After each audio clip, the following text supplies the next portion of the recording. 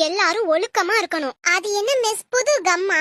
இல்லடா, அடக்கமா இருக்கணும்னு சொன்னேன். அடக்கம் ஒழுக்கம்னு புது புது கம்மா சொல்றீங்களே, டேஸ்டரி சாப்பிட்டது வச்சிருக்கீங்களா? டேய், நான் கம்மா பத்தி சொல்லல, ஒழுங்கா அடக்கமா இருக்கணும்னு சொன்னேன். அடக்கமா இருக்கணும்னா சுடுகாட்டுக்கு தான் போகணும். இங்க பாருங்கடா. எங்க பாக்குறது? என் மூஞ்சிய பாருங்கடா. பார்க்க முடியாம தான் குனிஞ்சிருக்கோம். என்ன சொன்னீங்க? எப்படி மிஸ் மெதுவா பேசினா கூட உங்களுக்கு கேக்குது? என் காது பாம்பு காது. அப்ப உங்க காது எங்க? ஐயோ, என்ன கொல்றாங்களே. அன்னைக்கு நாங்க சும்மா தான் உட்கார்ந்திருந்தோம். ஓவரா ஆடாதீங்கன்னு சொல்றீங்க, இன்னைக்கு கொல்றாங்கன்னு சொல்றீங்க.